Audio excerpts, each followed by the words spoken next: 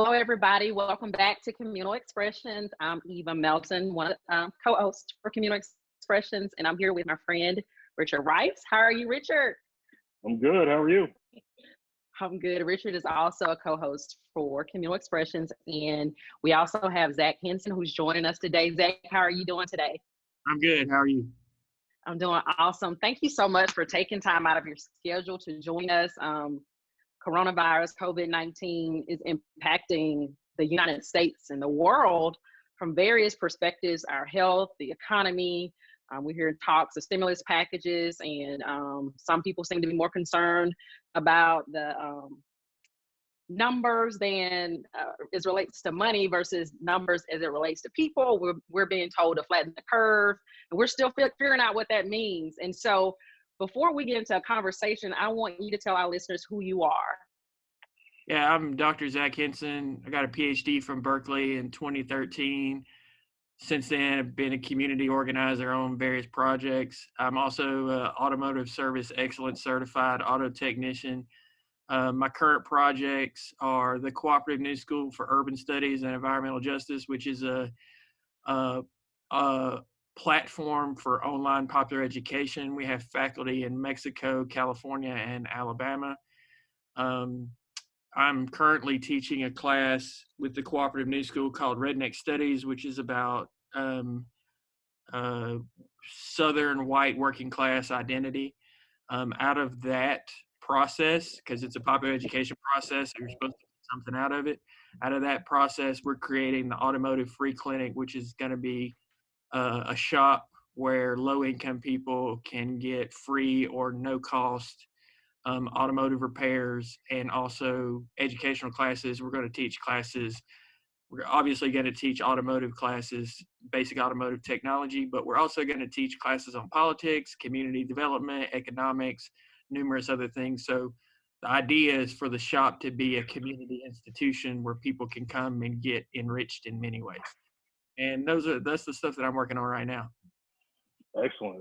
That's a lot, man. That's really impressive. And I want our listeners, all the information you just put out there, we're going to have links to that information in the comments when we post this video, this interview, so they can do some research and find out more about Dr. Zac Henson, the mad redneck, and all the things that you're working on, and I like how you're kind of embracing this cultural title. It's not usually type of language that I would use in my normal parlance, but hey, I understand where you're coming from. I like what you're doing, and I have a lot of respect for the work you're doing now and the work you've done in the past. I think you and we met in maybe 2014, 15.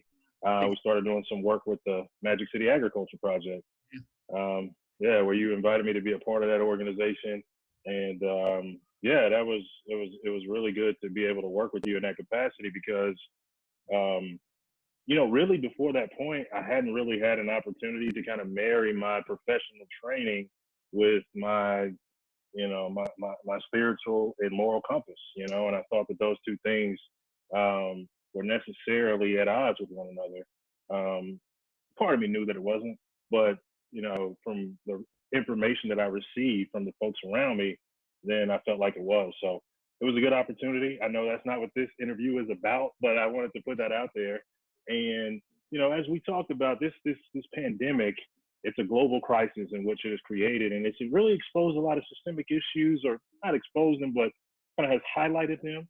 And those systemic issues have really made the impact more severe, more broadly felt. We can look at other countries and see how they've responded just in terms of mitigating the spread or stopping the spread, and then look at the economic response too. And so I just want you to just kind of briefly talk about why is it that a crisis such as this, which is very severe, and we're not making light of the loss of human life, but in terms of changing our reality from an economic perspective, why does this pandemic present that opportunity? Well, I think the key thing to recognize is that it shows that the country is divided into two different groups, and that's the owners and the workers. And I think there's this narrative beforehand that we're all on the same team, and that everybody's looking out for everybody else. And now when you have a crisis and the workers can't work, you start to see things happen like rent strikes, like there's a call for a general strike, and you see that the workers are not getting taken care of. If you look at the stimulus package, there's $2 trillion in the stimulus package, and workers who make less than $75,000 are going to get a $1,200 check, which what you're talking about is the basic level of is a very basic level of survival for the working class. Because $1,200, if you talk about $1,200 in New York City, where 10 million people live, if you want to compare it to Alabama, Alabama has 4.9 million people. New York City, in the square mileage of Metro Birmingham, has 10 million people. $1,200 will not pay for half of a month's rent on a studio apartment. So this money is going to be immediately spent by the working class. And it's just a basic thing to keep the working class from basically starving to death. It's not anything to let us thrive. Whereas you're seeing high, unimaginable levels of bailout money for corporations. Boeing stock went up 34% yesterday after the bailout was announced. So you're talking about, trillions of dollars of bailout money for corporations, and it's just not equal on either side. And this crisis has highlighted that it's not an economy that works for everybody equally, and that some groups of people do a lot worse in this economy than others. And we're talking about workers. We're not talking about undocumented folks or people in the illicit economy who don't fill out a W-2, because the only way that you're going to be able to get this money is if you fill out a W-2 or a 1099. So we're just talking about the mainstream workers in the economy. We're not talking about the most marginalized workers in the economy, such as undocumented workers or people who are running illicit industries out of their house, such as doing hair, making sandwiches, cooking food, stuff like that, stuff where they're just taking care of the neighborhood. They're not going to get bailed out at all. So right. What you're talking about is a very unequal response to a crisis that is going to help the already wealthy a lot more than it's going to help people who are actually struggling. And the goal behind this stimulus is not to help people. The goal behind the stimulus is to prop up the economy. There's very little concern on either side of the aisle as to whether or not this actually helps people. It's two different theoretical strategies with how to prop up the economy. One of them is a demand side strategy, which means you prop up consumers, and the other is a supply side strategy, which is you prop up businesses. So it's not about, who's helping who. It's about what's the right way to prop up the economy. Definitely. I mean, I agree with you on that. And I think that is one of those things where, the response itself, again, like you said, it exposes a divide.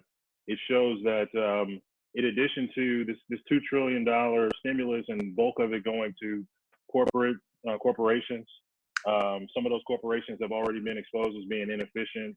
There's continuing and inefficient industries such as the fossil fuel industry.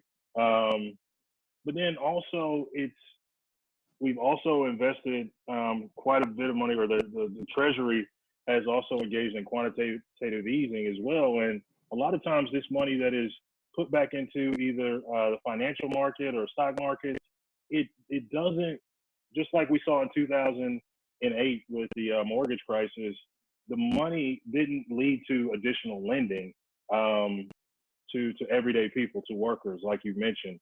So Can you talk a little bit about, this idea of, we understand that banks in theory serve this essential to function in our society. It's an institution, but how those two markets have really been separated, in terms of us being able to have a stock market that's successful, but then still have so many people who are either unemployed, underemployed, living in poverty. Why is that the case? Well, let's talk about what quantitative easing and what the Federal Reserve Board does. What the Federal Reserve Board does is they buy debt from the United States, and they use that debt as the basis for the money in the country. So what they try to do when there is a recession of some sort, or in order to prop up the economy, they try to cut interest rates so that more banks will borrow money from the Federal Reserve Board. So, right, if your interest rate is lower, then it's cheaper to borrow money. So that incentivizes banks to borrow more from the Federal Reserve Board. But what these banks often do is they often borrow the money at a low interest rate and just sit on it. And because it gives them solvency, and it gives them solvency, and it makes their books look like they're good. It rarely gets out. If it does get out to the commercial banks, that money is going to businesses, it's going to corporations, it's going to all sorts of stuff like that. And those corporations have no interest in paying people higher, and they're not incentivized to pay people higher. They're actually incentivized to pay people lower because they'll get more profit out of it. So there's no control on this, what's called monetarist fiscal policy. There's no control on it to make sure that it actually helps the working class. And what happens is it doesn't actually help the working class. If you look at wages, since the 1970s, when they started these monetarist strategies, wages have remained stagnant or declined over that time, whereas the economy has grown exponentially. So it's the monetary strategies work to keep the economy going. They sort of keep the wheels greased by keeping money pumping through the system. They kind of keep the wheels greased, but it doesn't do anything to ensure that wages increase. So what you have is economic growth higher, economic productivity higher, wages the same or lower. So Americans are producing more stuff, they're working harder, and they're being more productive, but they're not getting paid more because the strategy for keeping the economy going does nothing for the working class. Exactly. And so what you see in that situation, I think that's one of the greatest statistics to show is how worker productivity is steadily increasing. Investors' profits and the corporate class, their profits are steadily increasing. But like you said, the real wages, the value is being distributed in a way that's inequitable. And we look at it like this is just a matter of happenstance, you know, like it's divinely ordained that this is the division. If I'm the owner and you're the worker, then I necessarily keep 80 cents out of every dollar just because, you know, and we don't really, I don't think that the electorate or the general population really believes that, you know, we have the power to be able to readjust that division, you know. And so I think that, like you pointed out at the beginning of this conversation about there being potentially there's talk about a general worker strike or rent strike, these type of, you know, crises, you know, maybe give folks more courage, or maybe, you know, more folks are willing to be creative and try something new, to be innovative in this situation. But I had a question. I'm going to come back to it, but go ahead, Zach, and I think Eva had a question after that. I think it's important to look prior to the 1970s and look at what was going on then. And what you had was a lot of government regulation, very strong unions, and what ended up happening, you had big business, a lot of government regulations, and very strong unions. And what happened is that there was labor peace. The unions and the big businesses and the government sort of got together and said, hey, if everybody does better, we'll all do better. And what you had by the end of the 1970s, before the stagflation crisis of the 1970s, is you had a system that had created the greatest amount of wealth for the greatest number of people in human history. You had people who had gone from the New Deal, who had gone from the Great Depression, basically pissing in a pot and hoeing cotton, to by 1963 had color TVs and were living in a 2-story house in the suburbs. Now, this was not accessible to everybody. There was racism involved with this. I understand that. But it doesn't, take away from the fact that we move people from very, very poor, precarious lifestyles to very stable lifestyles in the span of a generation. And that was attacked after the stagflation crisis of the 1970s. And we're back in a situation where we may be looking at very similar conditions to what happened during the Great Depression. Definitely. Eva? So Zach, I had a question. I was reading today that China indicated that they would relax their environmental standards in order to kind of help boost their economy, which seems strange. But when we think about the United States, if we get to that line of thinking, who do you see being impacted the most by that? You mean if China relaxed their environmental standards? Yeah, or if we even got to that line of thinking in the United States that, hey, we will relax our environmental standards so that we can boost the economy. Like, what are the issues that we see with that? Well, it would be hard for us to relax our environmental standards any more than they already are. I mean, you can pretty much get away with anything you want to get away with as a polluter in this country. It's not, the fines are not high enough, and the regulatory structure is not high enough to where there's really any disincentive besides just being a good person to keep people from polluting. I worked with a group on Sand Mountain. It's 2006. What is that? 13 years ago. And there was a hog farm that was polluting with hog effluent the local waterways. We're talking about a hog farm that's 100-acre farms with 100-acre farm with 4,000 hogs on the farm, and the only recourse they had was to sue them. So you're talking about a community, it's pretty poor, doesn't have a lot of skills, and they can't even go and really make a complaint to a regulatory body in order to get some remedy. They have to get a lawyer, they have to get scientists, they have to get all this other sort of stuff. And the barriers in place to actually be able to enforce the law are so high that the laws might as well not even exist. And it's just, there are victories, Love Canal, there's been some victories with DAPL, there are, but those are much more rare than you would actually believe. What would happen if China relaxed their environmental standards? The thing about China is they sort of are going in two directions. If you look at Beijing, it's one of the most polluted cities in the world. But China is also heavily, heavily, heavily invested in renewables. So from what I understand, what China is trying to do is to try to use dirty energy to subsidize clean energy. So they're planning, from what I can understand, they're planning on transforming their economy into clean energy in the future.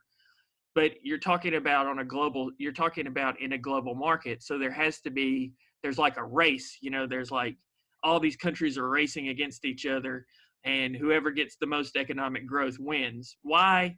I don't think anybody really knows that, but that's the way it is. And so if you get more economic growth, then you can get more money and you can do other stuff. So China's sort of trying to get as much economic growth as they possibly can so that they can transform into the next generation of technology.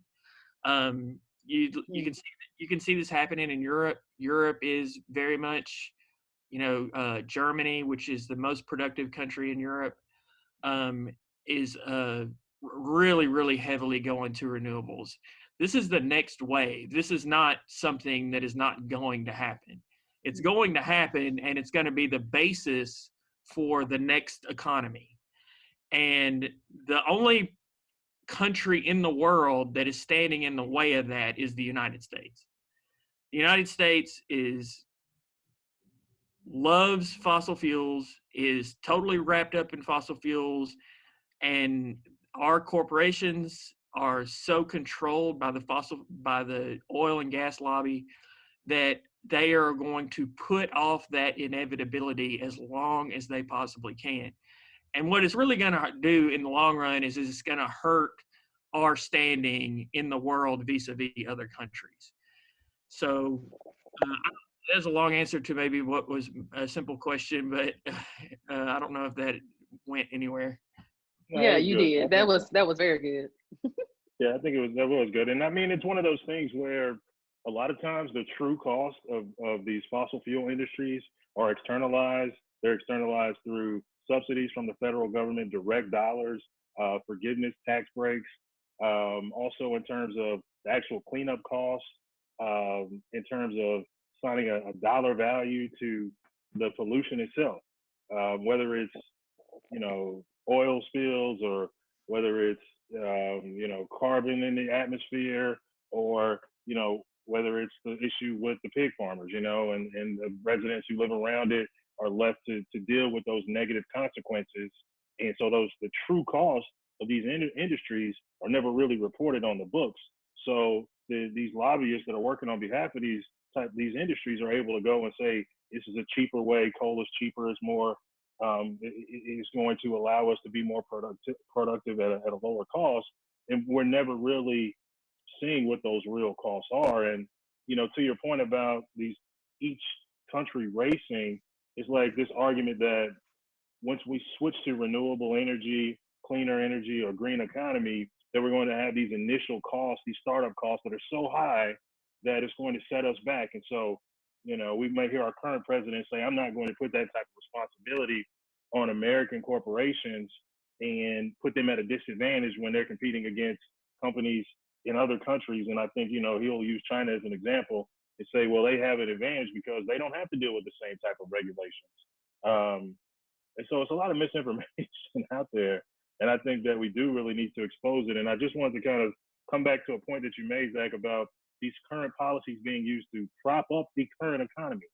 And they're not really going to the root causes, some of these deeper systemic issues. And so I would just like for you to talk about what would you propose if you are a senior advisor to some other, hypothetical president, not the current president, but if you were, and you were in that position to craft a stimulus bill, what would be maybe three or so priorities that you would include in that? Basically what I would do is I would take, so let's go back a little bit. We say we can't afford to pay for this stuff. Well, we spent $6 trillion on the Iraq and Afghanistan wars. We spent $1.5 trillion on Trump's unfunded tax cuts. We just found another $2 trillion. And then we had Bush's tax cuts, which were unfunded. So we're talking about basically $10 trillion of debt that have been put on the books in the last 20 years that didn't need to be there. The United States can print its own money. It's the global standard. It's the dollar is the global standard. We can print as much money as we want to. As long as we can service that debt, we can keep printing money. We can print as much money as we want to do anything that we want to, and it's not going to hurt us as long as we can service that debt. And what I would do is I would take about right now, I would take an additional $3 to $4 trillion and I would implement the Green New Deal.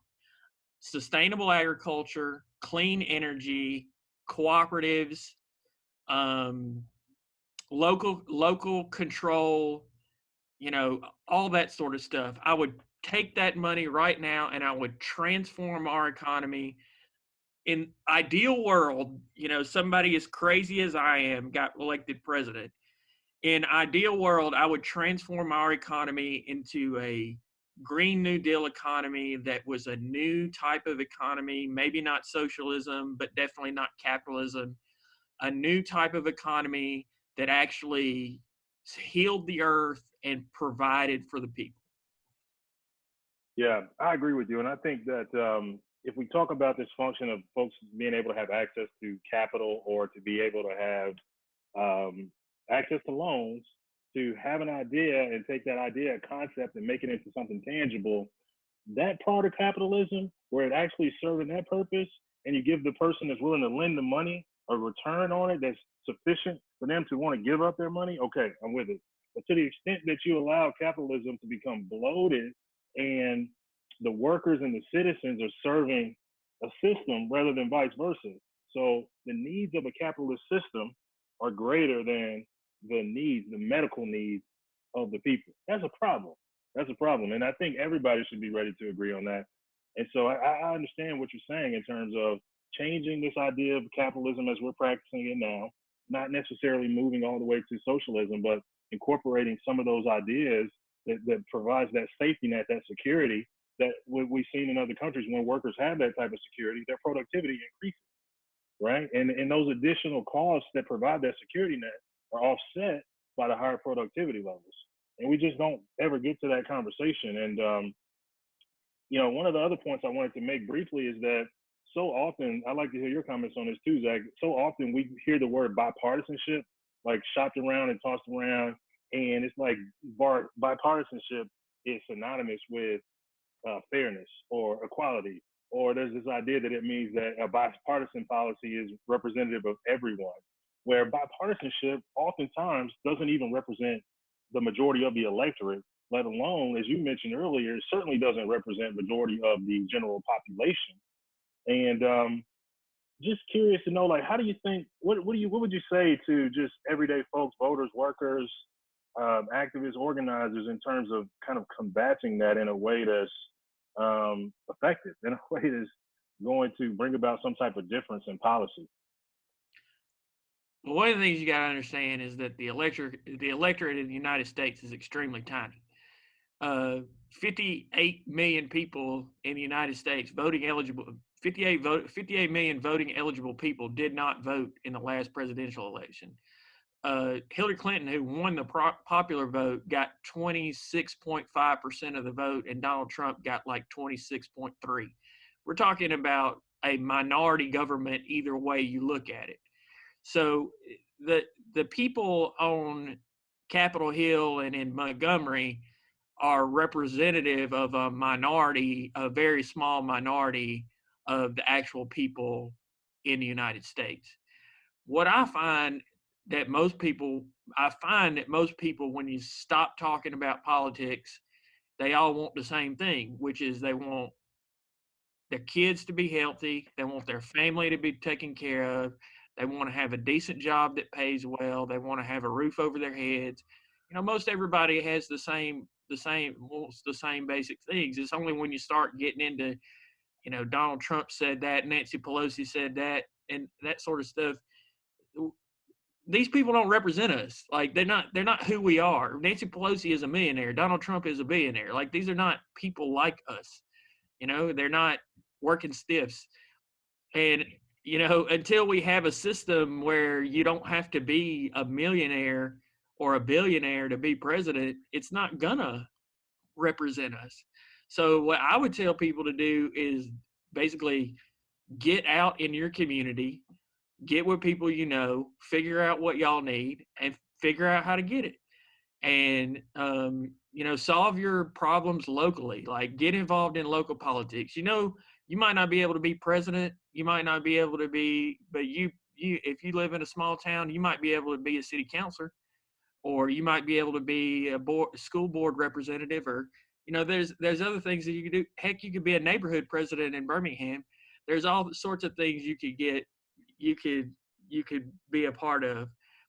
That doesn't solve the problem of corruption and greed, because people who are local can get in those positions and be corrupt and greed too. But it's a lot easier to hold somebody accountable who, you know, lives down the street from you than it is to hold somebody accountable who lives in the White House and is an orange idiot who can't be held accountable by anybody, even his own people. Like, it's just, this guy is just, it's unreal what a freaking selfish idiot he is. Like, I don't understand. Never mind. I'm sorry, I'm going off topic. But yeah, it's easier to hold somebody accountable who lives down the street than somebody who lives in the White House. That's what I would say. Drop the parties. Definitely, yeah, I agree. And I think when you use the, you know, partisan language or whatnot, then it kind of brings up all of these emotions that people really can't articulate why they identify with one side or the other. And at the end of the day, the two parties are very closely aligned a lot of times, So, it gives this illusion of choice to satisfy that need that we have to have some semblance of choice, but a lot of times it's not meaningful or substantive in a way to really address these root causes of these systemic issues that we have discussed. And so I like this idea of being local, hyper local in terms of organizing, political organizing and community organizing to really kind of change at the bottom, the ground level, and then work your way up. And, one of the things I would kind of give credit to our democracy on is that if you're able to do it in a small level, or even like a city like Birmingham has greater influence than we have our influence kind of exceeds the size of the population here, given the history of the city, given the demographics. So I say that to say that if you prove that it can be done on a small level, in a microcosm, then that gives you a platform to then take it to a higher level. So I can completely agree with you completely on that particular point. We're getting close to the end of the interview, but I wanted to ask you briefly to just talk about cooperatives. Go ahead and make your point, and then tell us a little bit about why you support worker-owned cooperatives and what's the value in that. So Richard is an Alabama fan, and I'm an Auburn fan. And if you ask me and Richard why we like Alabama, we will be able to give Alabama or Auburn, we will be able to give no real answer. And that's the way Democrat and Republican is. People are just fans. It's like team sports. People are just fans of their team. They don't know why. They've always been fans of their team. Okay, anyway, about cooperatives.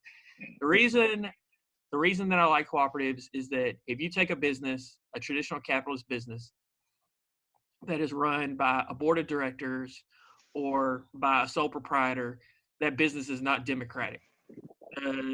Decisions are made by the board of directors of the sole proprietor for the rest of the business. The other people, the workers specifically, are not involved in making decisions about how that business is run and what it's supposed to do.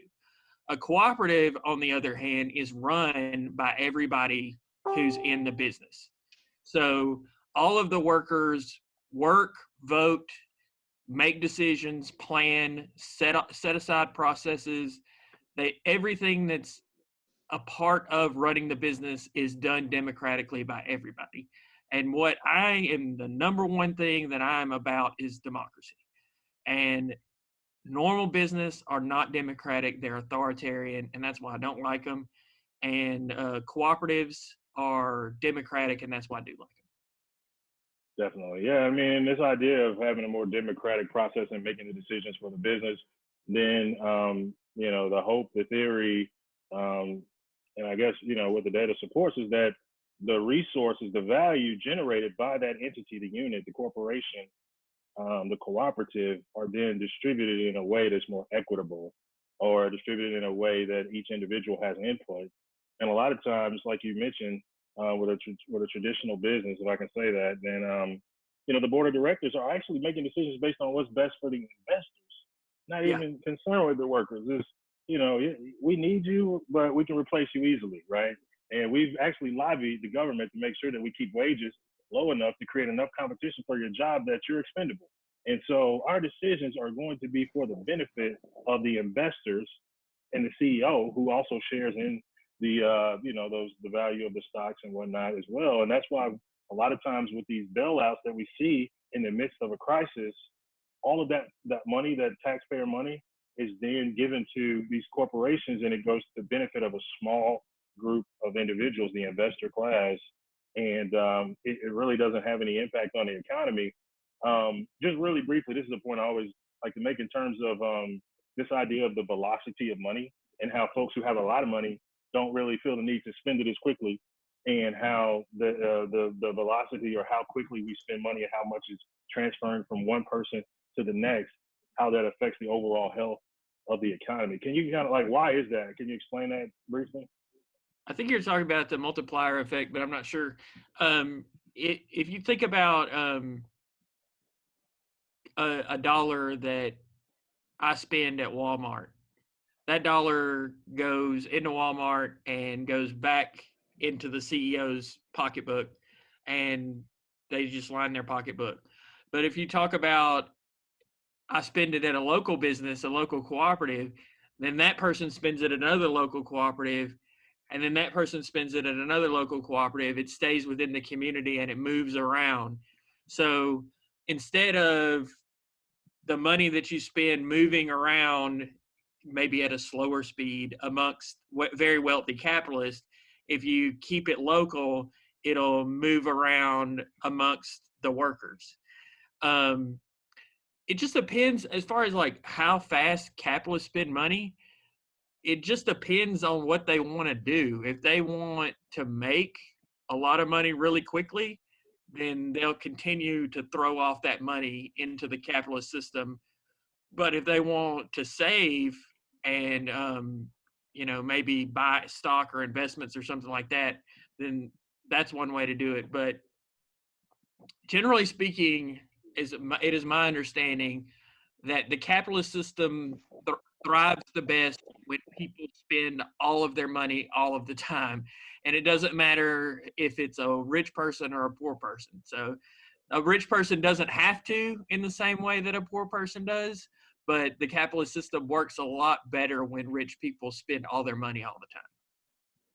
Right. I agree. And I guess my general proposition is that when you have a lot of too many folks, too larger percentage of the population that are ultra rich, and they are just sitting on more money than, their great grandkids could even ever spend, then those folks are going to be very highly selective as to how that money is invested and how it is used in a lot of instances, as opposed to if the supply of money was more evenly distributed, and you didn't have such a large disparity. And I think a lot of times the money that we provide in response to these crises just furthers that gap, as opposed to putting more money in folks' hands that are actually going to spend it, through consumption or through investment in business. But Zach, we appreciate your time, and I'd like for you to just kind of tell our listeners how they can follow you and keep up with the work that you're doing, the important work that you're doing here in Alabama. Yeah, I'm Zach. If you want to find me on Facebook, put in Zac Henson, ZACHENSON, and Berkeley, BERKELEY, and that'll bring me up. You can also follow the Automotive Free Clinic, which is a page on Facebook, or Confessions of a Mad Redneck, which is a page on Facebook. And if you follow any one of those, you can pretty much keep up with me. Excellent. Eva, did you have any closing thoughts? No, I just want to remind our listeners that you can find this episode eventually at communalexpressions.com, and other episodes that we will be releasing about COVID-19 impacts in all areas of life, and anywhere that you can find Richard or I on Instagram, Twitter, or Facebook. We will eventually get these links out there, and we just ask that you share them. And it gives a perspective that most people are not thinking about, or a subset of people are not thinking about, so that we can be holistic in our approach when we're in discussions and we're making decisions, or if we're in a position to make a decision, that we're thinking about all of the people, not just some of the people. Definitely. Well, thank you. Thanks again, Zach, for joining us. Certainly we'll be in touch with you after this interview. And once we get this ready, we'll certainly send a copy of it to you as well. So have a good afternoon, and we'll be in touch. All right. Thanks a lot.